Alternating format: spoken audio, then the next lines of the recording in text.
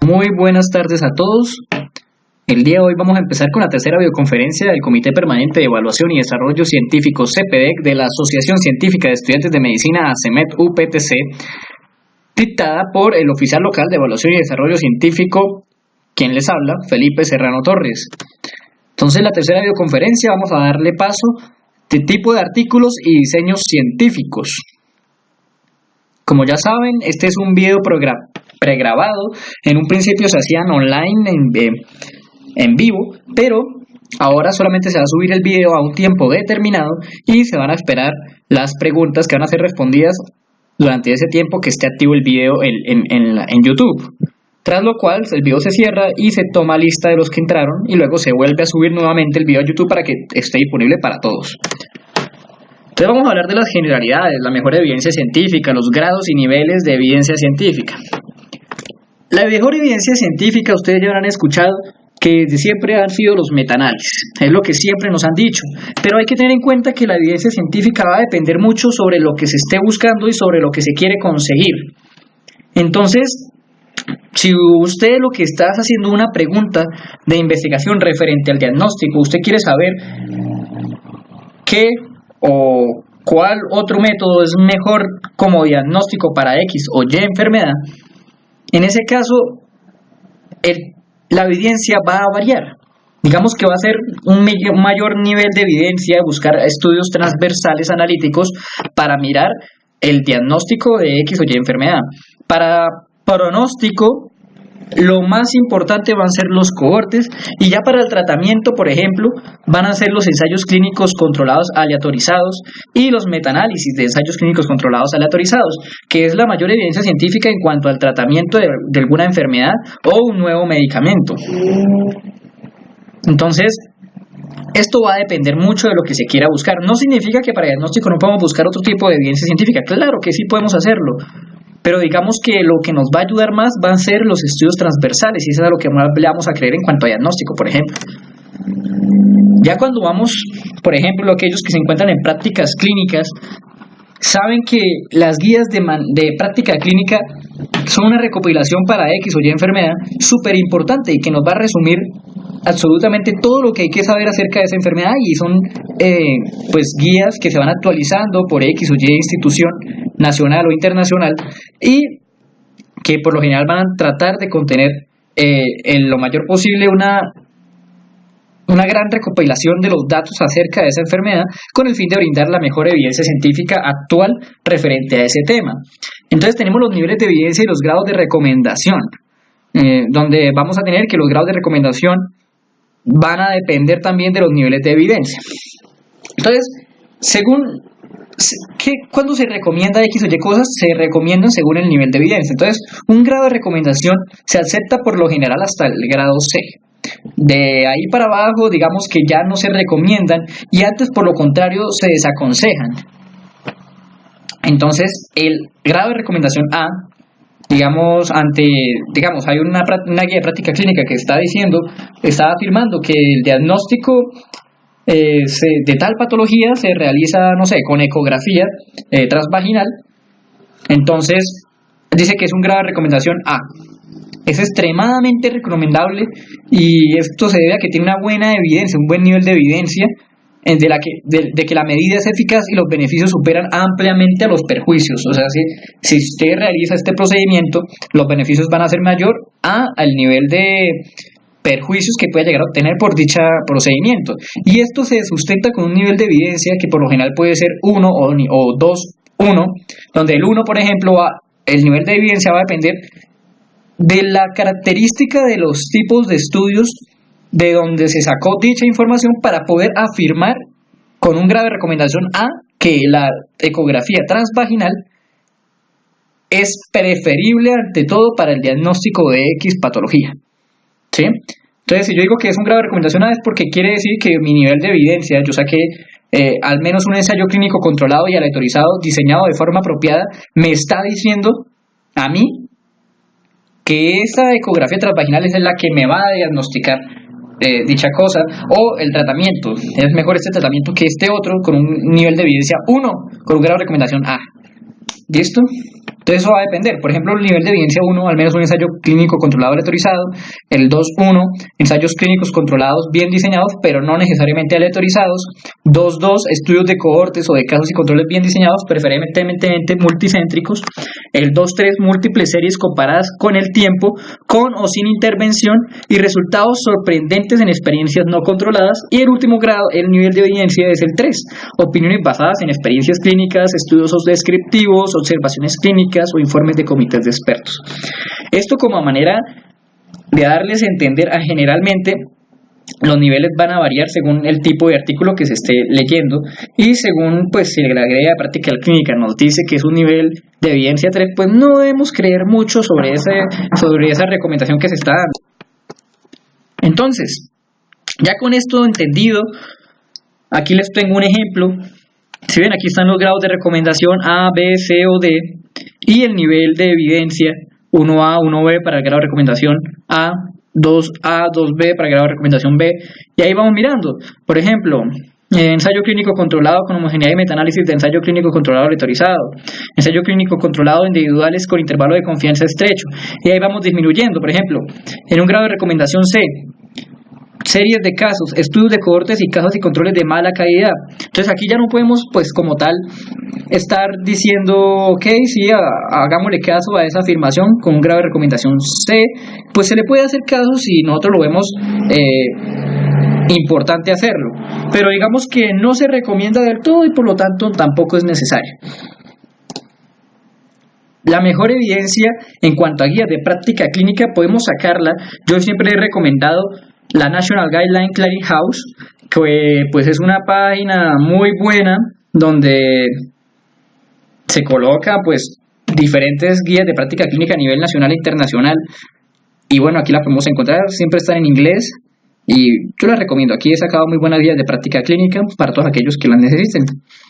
Entonces, los niveles de evidencia científica, vamos a ver que la peor evidencia a nivel del mundo científico va a ser la investigación cualitativa, que no estoy diciendo que no sea necesaria, es súper importante su utilización, pero a nivel de evidencia científica vamos a valorar lo cuantitativo. Entonces ya vamos a hablar de reportes de casos, que ya serían los de menor evidencia científica, las series de casos le siguen, la investigación descriptiva, luego el transversal analítico, los casos y controles, por ejemplo para el reporte de brotes, las cohortes, donde la más conocida cohorte es el cohorte de Framingham, estudios experimentales como ensayos clínicos controlados y aleatorizados o no aleatorizados, y revisiones sistemáticas y metaanálisis. Esto también ya lo hablaremos más adelante a mayor profundidad. Hablemos de los diseños de los estudios. Hay varios, de acuerdo al manejo de los datos, de acuerdo a la intervención, de acuerdo al objetivo, de acuerdo a la medición o al corte, de acuerdo a la temporalidad y de acuerdo al paradigma que lo enmarca. Una vez resuelto esta clasificación, podemos decir que nuestro estudio al final se va a clasificar, según todo esto, en algo en específico. Entonces, digamos que yo publiqué alguna investigación en una revista científica endersada y yo dije en mi metodología que este es un estudio cuantitativo, de acuerdo al manejo de los datos, observacional, de acuerdo a la intervención, analítico, de acuerdo al objetivo, de corte transversal, de acuerdo a la medición o al corte, enmarcado dentro del paradigma empírico-analítico, es decir, de acuerdo al paradigma que lo enmarca. Aquí, como ven en este ejemplo, no hay según temporalidad, y esto se debe a que este estudio es transversal, es decir, se tomó en un momento determinado y por lo tanto no tiene una temporalidad especificada. Entonces vamos a hablar uno por uno. De acuerdo al manejo de los datos podemos tener que existen cuantitativos y cualitativos, y aquí tenemos una comparación, ambos son necesarios, ambos son importantes, pero digamos que en el medio médico y en general en el medio del mundo científico en cuanto a servicios de salud, vamos a tener que lo más utilizado va a ser lo cuantitativo y es lo que más se conoce con mayor importancia y grado de significancia. Pero esto no quiere decir que lo cualitativo no se use y no quiere decir que no sea importante. Es súper importante su realización para poder empezar a realizar también estudios cuantitativos a partir de lo cualitativo. Entonces, cuantitativo podemos decir que los datos se pueden traducir a cifras medibles, en cambio en el cualitativo los datos no se pueden traducir a cifras medibles. En el cuantitativo se utiliza la estadística y por eso es tan importante y por eso es tan recomendada en el mundo científico, y lo cualitativo es la interpretación. los datos van a ser generalizables porque van a ser datos objetivos en el cuantitativo. En cambio, en el cualitativo son datos no generalizables porque van a ser subjetivos. El investigador se va a involucrar con el objetivo de estudio porque es necesario. El investigador tiene, entre más se involucre, mucho mejor, y más información va a adquirir de la población que está estudiando.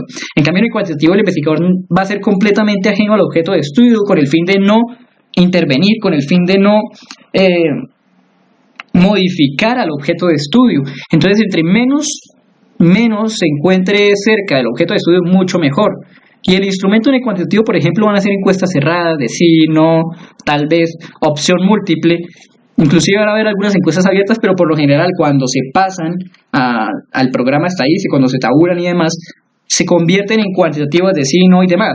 Y en el cualitativo, pues van a ser instrumentos ya con encuestas abiertas, entrevistas largas y demás, donde cada quien va a decir sus propias opiniones y pensamientos y perspectivas. Entonces aquí lo tenemos. Lo que más se utiliza para describir, conocer a una población va a ser lo cualitativo. Utiliza entrevistas no estructuradas, observación participante o no participante, entrevistas semiestructuradas o abiertas, se utilizan grupos focales, métodos participativos. En fin, todo esto se hace para conocer a la población y la cultura en la que se desenvuelve, y a partir de ello, y tras haber conocido a la población y las costumbres que tiene y cómo realizan X o Y circunstancias, X o Y cosas, pues ahí sí podemos realizar un cuantitativo, con encuestas, con preguntas con final abierto, encuestas estructuradas, observaciones estructuradas, etc. Entonces, a partir de ello, ya conociendo a la población, generamos un cuantitativo. Pues nosotros en la materia médica, yo personalmente solamente he realizado un cualitativo, y bueno, realmente nosotros nos enfocamos en el cuantitativo. De acuerdo a la intervención, entonces puede ser observacional o experimental. Observacional, nada más nos limitamos a mirar lo que está ocurriendo, y en el experimental vamos a generar una intervención con el fin de mirar si con esta intervención ganamos o no ganamos algo, o ocurre o no ocurre algo, ocurre algo diferente o no ocurre algo diferente. Y de acuerdo al objetivo, vamos a mirar ya a nivel de la parte observacional, de acuerdo al objetivo, va a ser descriptivo o va a ser analítico. Entonces, descriptivo,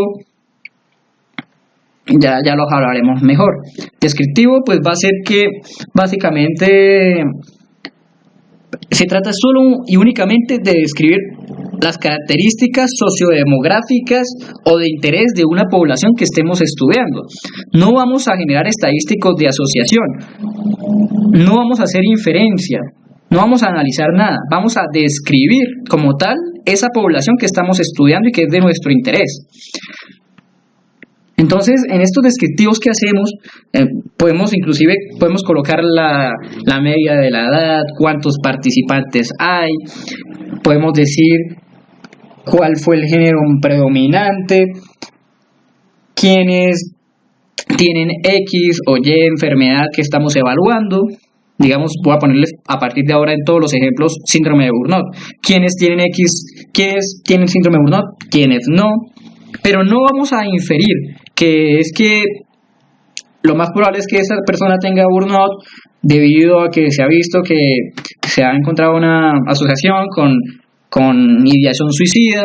Entonces eso no se va a hacer. Se puede decir, ok, sí, tenemos que la gran mayoría de los que tienen burnout tienen ideación suicida, pero no sabemos si está asociado. Solamente estamos describiendo, sí, la gran mayoría de los que tienen burnout tienen ideación suicida, o la gran mayoría de los que tienen burnout no tienen ideación suicida, pero no estamos diciendo que esto es estadísticamente significativo, no estamos diciendo que se encuentra asociado estadísticamente hablando.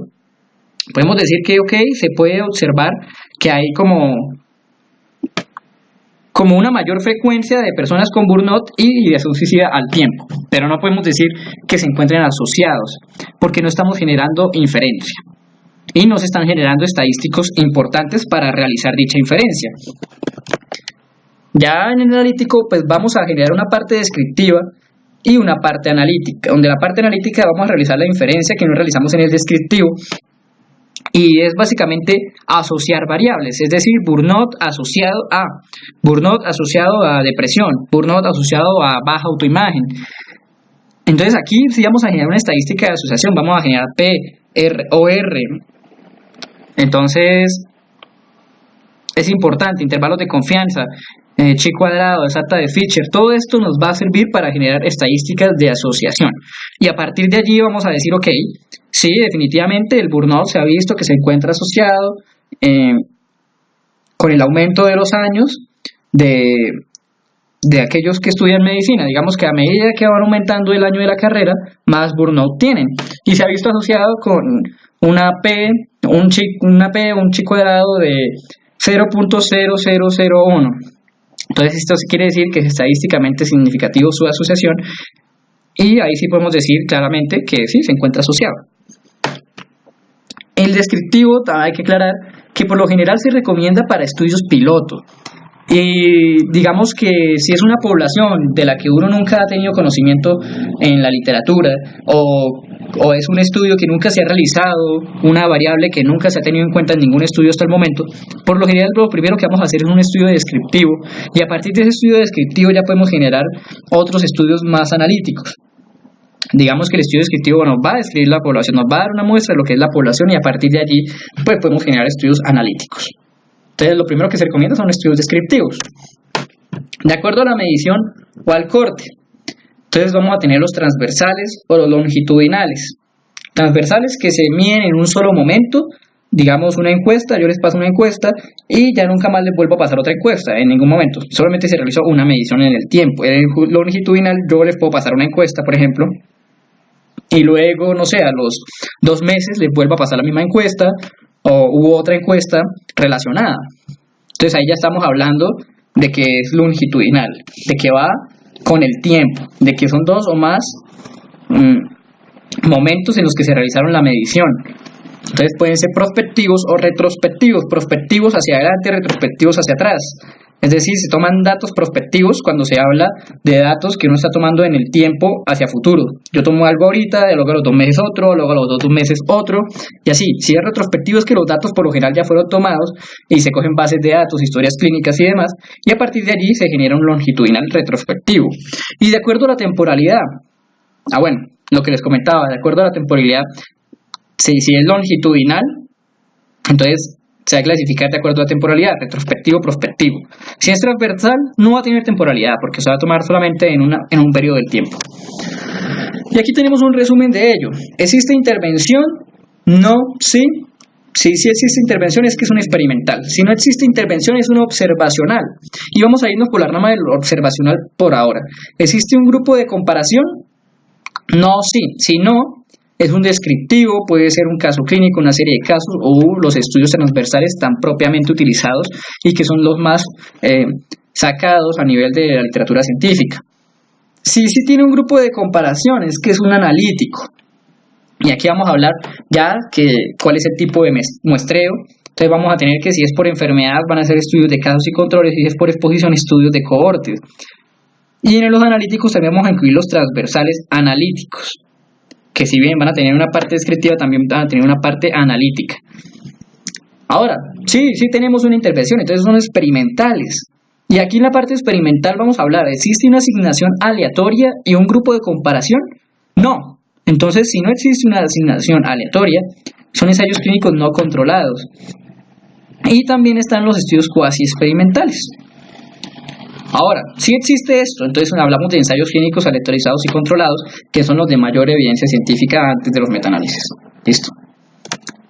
Entonces vamos a desglosar un poco de cada uno de estos. El estudio transversal, vamos a ver que básicamente nos va a generar cuatro productos al final de haberse realizado el estudio. Entonces vamos a tener los que se presenta la condición y la exposición, que van a ser los que vamos a llamar A. Presenta la exposición pero no la condición, entonces van a ser llamados B. Presenta la condición pero no la exposición, van a ser llamados C. Y no presenta condición ni exposición, va a ser llamado D. Eso básicamente es lo que nos va a generar tras aplicarse un estudio transversal. Cuatro poblaciones, nos va a dividir en esas 4. Presenta o no presenta, y si presenta una o la otra, o si no presenta ninguna. Y aquí tenemos, por ejemplo, hay muchos estudios descriptivos, es de lo que más hay. Aquí tenemos un observacional descriptivo de corte transversal, esto es un ejemplo. Aquí tenemos un transversal analítico, otro ejemplo. Y aquí hay algo importante que hay que hacer énfasis, y ocurre sobre todo a nivel de los eh, que apenas están iniciando en la investigación y bueno, quieren realizar publicaciones. Pero lo peor es que no ocurre solamente en estudiantes, sino también ya en médicos graduados, en personas que consideran que ya han tenido un bagaje en investigación, pero que al momento de la publicación se ve todo lo contrario. Y eso también va en contra, eso también se ve favorecido a causa de las revistas en las que publican, que no son revistas de gran calidad. Y es que se ven artículos donde dicen que se utilizó una metodología observacional de corte transversal descriptivo. Y luego, cuando uno va a los resultados, se ve estadística de asociación, se ve que utilizaron psicoadado, se ve que utilizaron exacta de Fisher. En ese momento ya no estamos hablando de un estudio descriptivo, sino un estudio analítico. Y eso ya es un enorme error. Porque uno ya no sabe en ese artículo qué era lo que realmente quería hacer, si algo descriptivo o algo analítico, y si realmente la parte analítica que hizo está bien, porque si no sabía que eso era analítico, quiere decir que de pronto tampoco sabe cómo sacar estadística analítica. Eso hay que tenerlo muy en cuenta. También ocurre al revés, donde se publican estudios con un diseño supuestamente analítico, pero realmente uno va a ver los resultados y es descriptivo. Entonces, esto es un llamado a que a nivel de la metodología siempre se coloque o descriptivo o analítico según lo que la persona vaya a realizarse para no generar confusiones y tener artículos de calidad. Casos y controles. Entonces, vamos a ver que los casos y controles ya van a tener, ya sabemos, son analíticos y ya van a tener pues una metodología mucho más compleja. Muchas personas consideran que los casos y controles se pueden realizar fácilmente, que yo tengo aquí una enfermedad y aquí un control a una persona sin la enfermedad y ya está. Pero es que es muy complejo. Si uno cuenta con los recursos necesarios se puede hacer, pero es que un casos y controles es muy estricto metodológicamente hablando.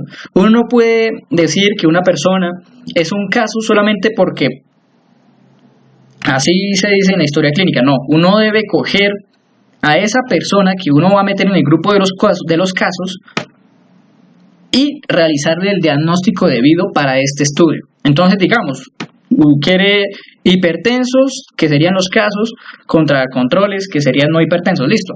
Entonces, los casos, uno no puede simplemente llegar y tomarle la tensión arterial y que con la toma de la tensión arterial salgan cifras elevadas de tensión arterial y listo.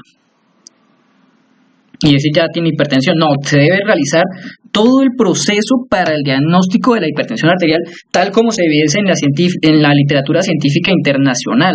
Entonces, entonces los casos se clasifican solamente cuando se tenga una certeza o casi certeza estricta del diagnóstico de dicho caso. Si no se tiene, no se incluye en el grupo de los casos. Entonces, digamos, si es hipertensión, se tiene que realizar por lo menos, sí, mirar internacionalmente qué se encuentra como gold estándar para su diagnóstico. Entonces, por ejemplo, 3 tomas de la tensión arterial en 3 días, en momentos diferentes, en brazos diferentes, y se hace un promedio de la tensión arterial y se da hipertensión arterial, pues listo, tenemos un caso. O en el caso de diabetes, no utilizamos el gold estándar, miramos a ver la hemoglobina glicosilada, miramos las pruebas de tolerancia a la glucosa y hacemos el diagnóstico. Y así con todo, o sea, no podemos simplemente decir, ok, sí, realizamos una toma de la tensión arterial y ya es hipertenso. O no, ok, miramos una glucosa y ya tiene diabetes, no. Entonces debemos realizar un diagnóstico adecuado y por lo general lo que se pretende en los casos y controles es que el diagnóstico se haga con gold estándar. Entonces, si el gold estándar es la laparoscopia, pero en la práctica clínica se diagnostica de una manera más práctica, de una manera más fácil y económica, que no sea la laparoscopia, por ejemplo, para X o Y enfermedad, es la que siempre se utiliza y se utiliza internacionalmente. Pero el gold estándar, el que nos va a dar el diagnóstico confirmatorio, va a ser la laparoscopia. Entonces, cueste lo que cueste, pase lo que pase, pues utilizamos la laparoscopia. Porque para términos investigativos es lo que nosotros deseamos, definir correctamente el caso. Ahora los controles no son aquellos que no tienen simplemente la enfermedad y ya. Es muy fácil decir, ok, estos tienen diabetes, estos no tienen diabetes, y por lo tanto estos que no tienen diabetes son mi control. Pues no. Si van a hacer eso, ahí ya deja de ser un caso sin control y se convierte en un transversal analítico. ¿Por qué?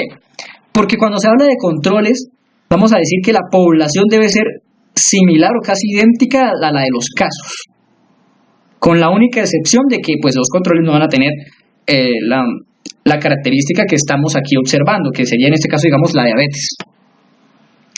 Entonces, por lo tanto, si nosotros tenemos un grupo poblacional en los casos de alrededor de 40, 60 años, tantos hombres, tantas mujeres, pues debemos corroborar que los controles sean similares. Un grupo de 40, 60 años, más o menos igual de cantidad de hombres y mujeres, todo parecido, lo más similar posible. Totalmente distinto a lo que ocurre, por ejemplo, con un transversal, donde cogemos, analizamos un grupo, decimos, ok, tantos tienen burnout y tantos no tienen burnout, pero no nos, digamos que la homogeneidad entre unos y los otros, pues no nos interesa mucho porque lo que se está mirando es la población en sí. En este caso lo que estamos mirando es la enfermedad en sí. ¿Listo? Entonces por eso aquí es súper importante generar estos dos grupos de manera estricta y adecuada. Y por eso es tan difícil realizar un casos y controles. No es tan fácil como parece. Aquí tenemos un ejemplo de casos y controles. Los cohortes pues ya es otro nivel. Aquí ya vamos a hablar de factores de riesgo. Y esto es algo importante. Muchos artículos son publicados diariamente con el título que dice, no sé, voy a poner un ejemplo, síndrome de burnout, factores de riesgo del síndrome de burnout en estudiantes de medicina. Y no es así, porque uno va a la metodología y resulta que es un transversal analítico. Y no es así. Los factores de riesgo solamente se pueden hablar cuando se realiza adecuadamente un estudio de cohortes. Si no es un estudio de cohortes, si es un caso de control, es un transversal analítico, no se habla de factores de riesgo. Se habla, si por mucho, de factores asociados, que es completamente distinto. Entonces hay que empezar a depurar un poco los términos científicos mal usados en nuestras publicaciones con el fin de generar una buena calidad y no generar desinformación a los que lo leen. Entonces, cuando hablamos de un cohortes, en un cohortes vamos a hablar de expuestos y no expuestos. Entonces, primero que todo, digamos que queremos ver el síndrome de burnout. Listo. Entonces, síndrome de burnout, factores de riesgo para desarrollar ideación suicida en síndrome de burnout, por ejemplo. Entonces, colocamos que un grupo poblacional expuesto a síndrome de burnout ya diagnosticado, igual que en casos controles, completamente, estrictamente diagnosticado, como se dice en la literatura científica internacional que se debe diagnosticar el síndrome de burnout. Entonces, en expuestos van aquellos que tienen síndrome de burnout. Y aquellos que no están expuestos al síndrome de burnout se colocan en el otro grupo. Y luego se realiza un seguimiento de estos en el tiempo, de manera prospectiva y longitudinal y prospectiva, para mirar si desarrollan o no la ideación suicida. Puede que sí, puede que no, en el grupo expuesto, como en el grupo no expuesto, puede que sí, como puede que no. Y finalmente, los grupos A, B, C y D, pues van a generarse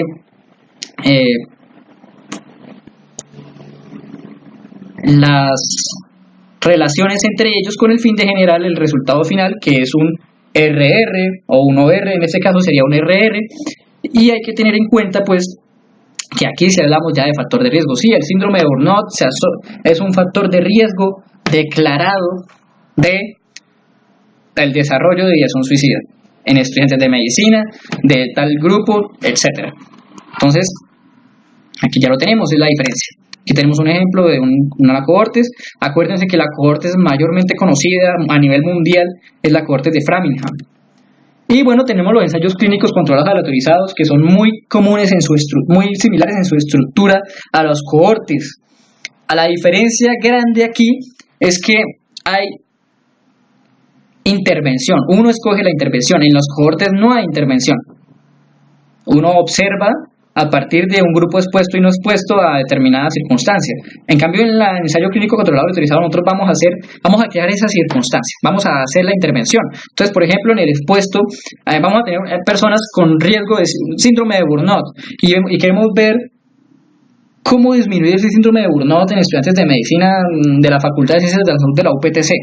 Entonces, sencillo, cogemos a estas personas con síndrome de burnout, aleatorizamos, porque esto es súper importante y es la característica primordial del ensayo clínico controlado aleatorizado, es la aleatorización. Listo, después de esto ya tenemos aleatorizados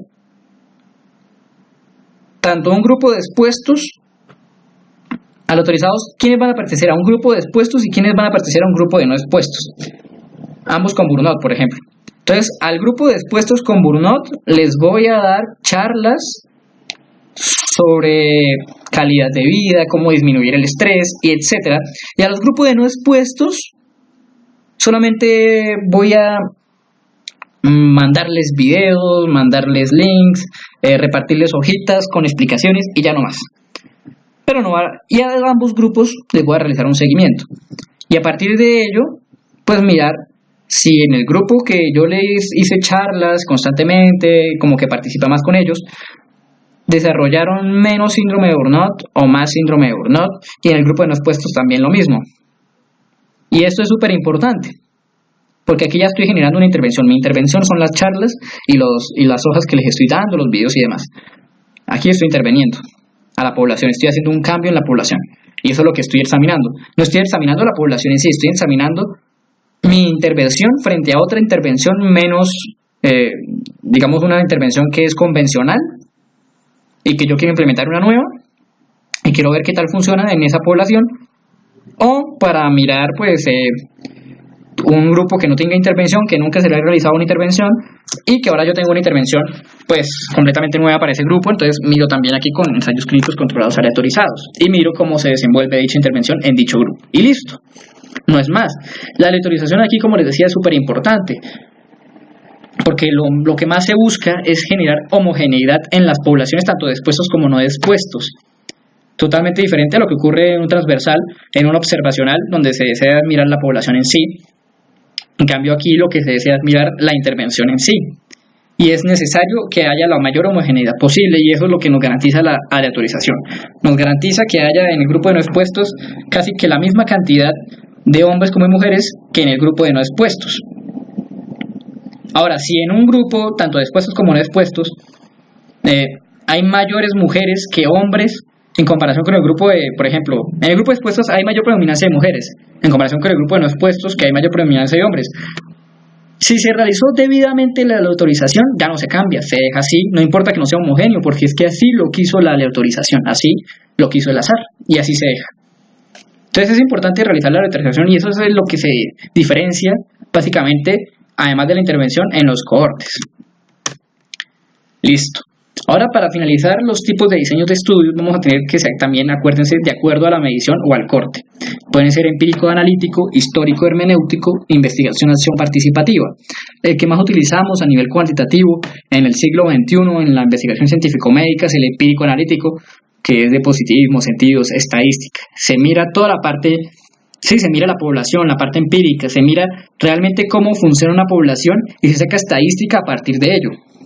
Está el histórico hermenéutico, que es una construcción del sentido, del porqué del actuar humano, sí es más subjetivo. Y la investigación-acción participativa, la comunidad investiga e interviene en la solución. Aquí tenemos, por ejemplo, estudios cualitativos y demás. Listo. El tipo de artículos, vamos a hablar de su clasificación. Hay una gran cantidad de artículos, cada vez salen más nuevos tipos de artículos. Tenemos el artículo original breve, el de revisión sistemática, la carta al editor, el caso clínico, reporte de caso, las series de casos, los metaanálisis y el artículo de reflexión. En el artículo original, por ejemplo, es una creación, como su nombre lo indica, original, nueva, con resultados nuevos. Estamos generando conocimiento y por lo tanto su evidencia científica es mayor que la de cualquier otro de los que están aquí, a excepción de los metaanálisis. ¿Sí? Porque estamos generando un conocimiento nuevo. Entonces, a partir de esta premisa de que es algo nuevo, vamos a tener que aquí se van a enmarcar todos aquellos diseños como los transversales, los observacionales, tanto descriptivos, analíticos de cohortes, casos y controles. Vamos a encontrar los experimentales como los ensayos clínicos controlados aleatorizados, los no aleatorizados, los semi-experimentales. Todo va a estar aquí enmarcado. Los originales, y por lo general van a ser largos y van a responder a un diseño IMRD, introducción, metodología, resultados, discusión, además de tener pues obviamente el título, los abstracts, las keywords, las referencias. Por lo general pues son estudios largos, también depende mucho de la revista en que vayan a publicar y pues que van a tener una gran evidencia científica. El artículo original breve son aquellos artículos originales que generaron nuevo conocimiento pero que sus resultados fueron parciales o que fueron resultados que no alcanzaron para un artículo original debido a su poca cantidad o que son resultados preliminares de un estudio posterior o inclusive mucho más grande. Entonces ahí se habla de un artículo original breve. Un artículo de revisión es hablar sobre un tema en específico, digamos hipotiroidismo, por decir algo, en embarazadas. Hipotiroidismo en embarazadas. Entonces aquí se habla todo lo que tenga que ver con hipotiroidismo en embarazadas. Se hace una introducción, se habla entonces toda la parte estructural de la enfermedad. Entonces, definición, clasificación, fisiopatología, etiología, cuadro clínico, diagnóstico, tratamiento, prevención o pronóstico. Sí, se habla absolutamente todo de la enfermedad, pero no se tiene un diseño metodológico estricto, ni siquiera existe por lo general en muchas de ellas un diseño metodológico, sino que se coge una serie de artículos que hable sobre el tema y a partir de esos artículos se construye la revisión, pero no es estricta y metodológicamente hablando no es de calidad. Entonces un artículo de revisión sistemática ya sería un artículo de revisión pero de una manera sistemática. Como su nombre lo indica, la metodología ya es buena, ya es avanzada, ya se genera una estrategia de búsqueda bibliográfica avanzada, donde lo que se busca es una búsqueda sensible, pero que sea acorde con el tema o pregunta de investigación que se está formando, y esa es la diferencia. En el artículo de revisión no se hace pregunta de investigación, en el artículo de revisión sistemática sí. Es importante, y a partir de esa pregunta de investigación que se hace, buscar diferentes artículos que se encuentran en la literatura científica, la mayor cantidad de artículos posibles encontrados referente a esa pregunta que se está haciendo, con el fin de generar una revisión sistemática. Entonces en la metodología se va a colocar qué bases de datos se registraron, cómo fue la búsqueda, qué variables se utilizaron, qué operadores booleanos se utilizaron, cuántos artículos salieron, cuántos artículos se excluyeron, cuántos se incluyeron, cuáles fueron los criterios de inclusión y exclusión, etcétera, etcétera, y ya en los resultados se va a colocar pues todo lo averiguado con esos artículos que se encontraron finalmente, mirar, se dice por qué se excluyeron metodológicamente hablando X o Y artículos de esta revisión sistemática, y bueno, finalmente con la mejor evidencia posible se dice, ok, esta enfermedad se diagnostica así y así, y listo. La carta del editor pues son artículos cortos de alrededor de 2 páginas, 3 páginas, 4 páginas, con al máximo unas 10 referencias al final, y por lo general pues la autoría se prefiere que sean máximo 2 autores, pero bueno, se han visto que inclusive hasta 4 o 5 autores pueden aparecer en una carta del editor. En evidencia científicamente hablando no van a tener una estadística, no van a hacer científicamente hablando algo que podamos utilizar para afirmar X o Y cosa, sino que las cartas del editor se van a utilizar para 3 cosas en sí. La primera, para hacer una revisión, para dar una opinión respecto a un tema en específico, álgido y demás de la comunidad científica. 1. 2. Para hacer, como su nombre lo indica, una carta hacia la editorial, hablando, opinando o realizando alguna crítica hacia alguno de los artículos que se han publicado en dicha revista.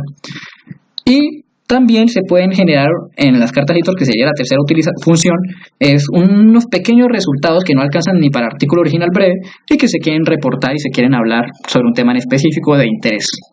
Un caso clínico, reporte de caso, pues ya sería un caso, es un fenómeno que llega a una institución clínica, por decirlo de algún modo, y presenta algo nuevo para la comunidad científica, ya sea una enfermedad nueva, ya sea una enfermedad con manifestaciones nuevas o una enfermedad que se manifiesta con comorbilidades que no debería manifestarse, ya sea un caso que se le realiza un diagnóstico con unas técnicas completamente distintas, o un tratamiento que se realiza diferente al convencional. Es decir, un caso clínico que se publica, un reporte de caso que se publica, es algo de interés científico en general, sea algo que cause un interés, algo nuevo, algo diferente.